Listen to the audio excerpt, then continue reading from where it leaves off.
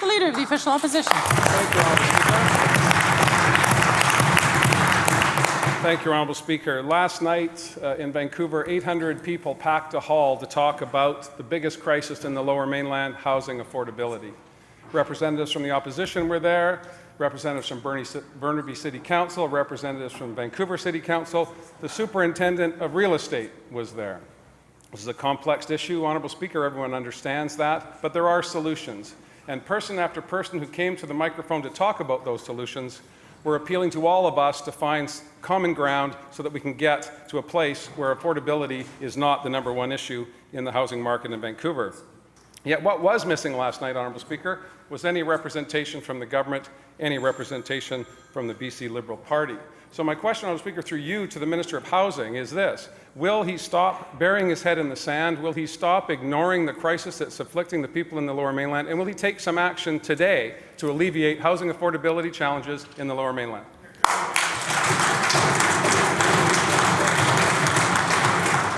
Minister for Housing.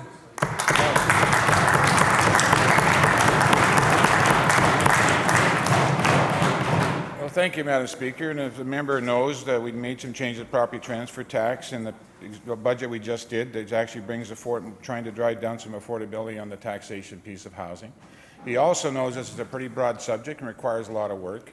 And the work is in various areas, Madam Speaker. First of all, we'd like to have more rental housing in the marketplace. For 10 years, the Minister of Housing across the country have continuously gone to federal governments and said, would you bring in some tax incentives to encourage rental housing being built across Canada, not just in Vancouver or British Columbia.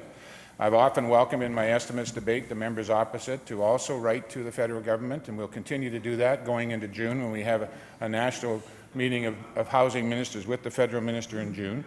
In addition to that, there's all kinds of issues that actually affect affordability in housing, and they all need to come out to be dealt with. And by the way, I welcome the meeting you had last night. Unfortunately, we were actually tied up last night, but we did have people there observing and taking notes. Hey, you guys know how this place works. You know when meetings take place, and you know when caucuses meet, and if you don't like the fact that we have to do other things as well, and you want to bring that into the public fore, then the next time you have a caucus meeting, tell people you can't be somewhere.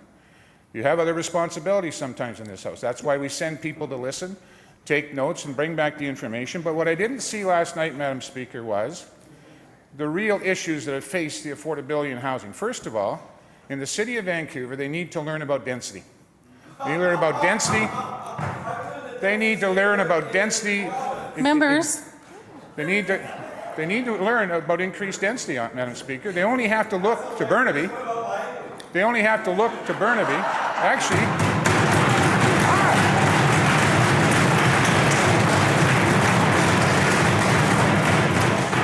Vancouver West End. The chair will hear the question. We'll get to that in a minute, Madam Speaker. There's density, there's community charges that are put on buildings and construction, the time it takes to get a building permit, development permit, all of that work is just cost and money that actually goes to the consumer in housing. So we have to work together to make sure that piece of affordability comes. In addition to it, Madam Speaker, we can look at how we densify, how we can add things that are mortgage helpers to housing like they've done in Surrey with regards to coach houses and basement suites, and how you can get affordability in rentals by actually using the density of the market to do it. And as we come through that, Madam Speaker, we're going to continue to deal with the other issues in and around shadow flipping and those things that are already in process to get done, Madam Speaker, and we'll continue to do that.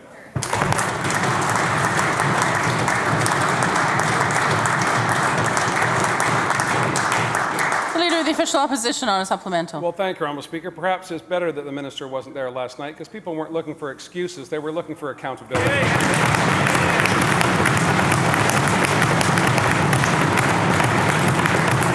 Perhaps it's better that the minister wasn't there last night because people were looking for cooperation, not pointing the finger at the federal government for inaction and blaming communities for not being able to address the challenges they're facing every single day.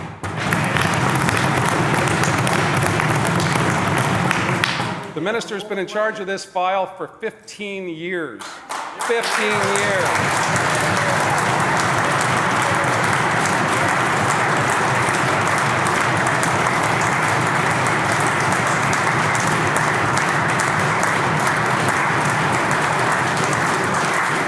And the result of that 15 years of work is applause from the trained SEALs who didn't have the jam to show up and be accountable last night in Vancouver.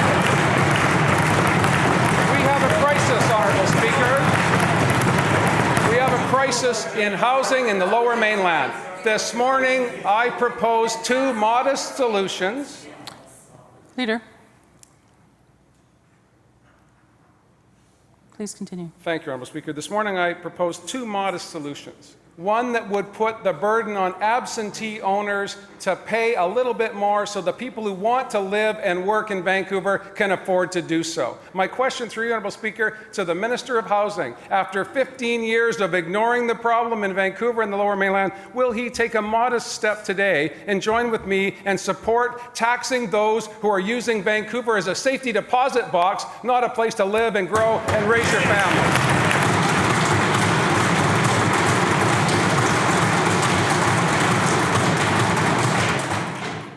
Minister of Housing.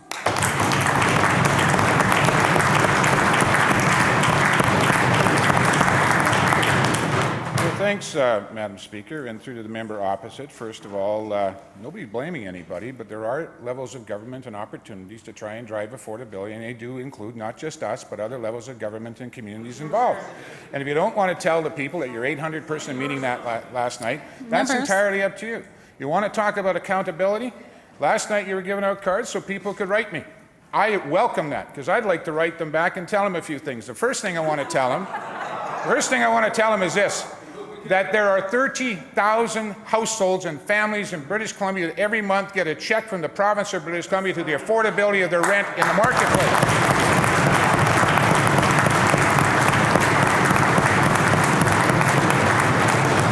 And then I want to have them ask the opposition this question.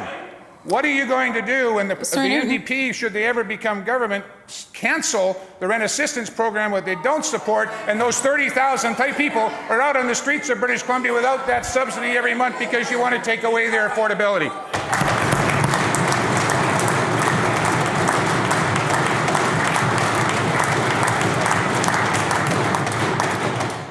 I'll take this moment to remind all members the chair will hear the questions and the answers. Vancouver Point Grey.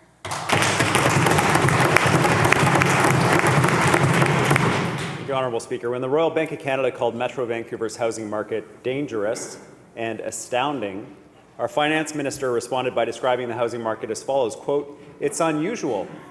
There are implications for people looking to get into the housing market." Well, he doesn't have to tell Jennifer Lloyd that there are implications.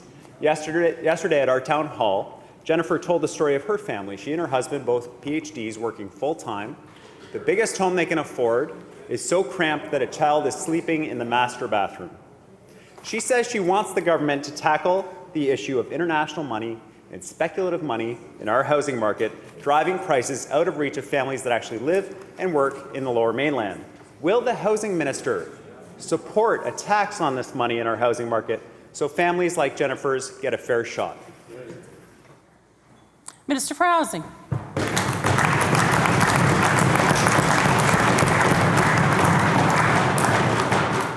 Well, thanks, Madam Speaker, and I know the frustration for people, particularly in certain areas of Vancouver, on affordability, and I can understand the frustration because when I moved to the Lower Mainland in 1984, I couldn't afford to buy in Vancouver, and not everybody can. And that's not to blame on anything, but there's a micro market there, particularly in one area of Vancouver where there's housing that is attractive to investors and people that live there long term. I do actually believe we need to collect the data, so we've made that move already to collect the data on who's buying, where they're from, whether they're a landed immigrant or they're a citizen of the country, and if not, what country they're from and where they're coming from. We're going to collect that data so we can actually do the work that some of the members opposite would like us to do with regards to identifying these opportunities to find solutions in the housing market. We're going to continue to do that because rather than just say everybody's coming from another country to buy the house, I thought maybe we might want to find out the data for sure. Now, the Minister of Finance has done that. That work is going on. That will be put in place on all new purchases of homes in British Columbia so that information can be collected. We will then track that. We will also look at the issues in and around aspects of when a house is sold and in what period of time it's sold at. And I really think the members opposite should thank the member from Oak Bay Gordon Head because your two private member bills are basically what he had done already.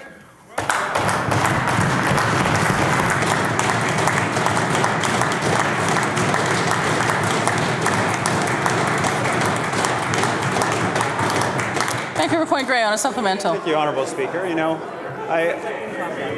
Members, this House will come to order.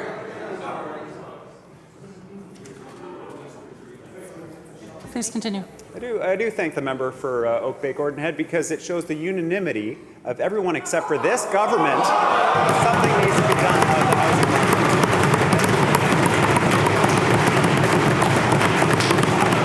Why does everyone except this minister get that something needs to be done? Now, Members, ministers, Now, I want to tell the minister about another member, another person who lives in this micro area called the Lower Mainland. Justin Fung, he's a successful software engineer. His family earns well above the median income in Vancouver. They live in a condo so small that he and his wife can't watch TV without waking up their youngest daughter. They watch Netflix on their phones instead. Now, Justin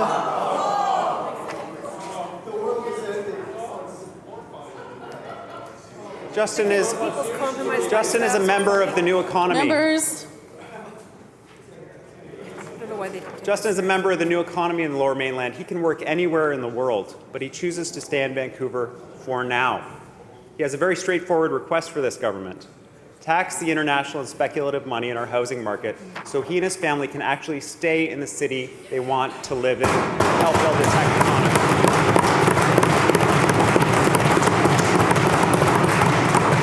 Now, one more time to the minister. Will he tax the speculative money in our housing market so that Justin and his family and the tech workers who are building the economy of the future get to stay in the Lower Mainland and help build our provincial economy? Minister for Housing.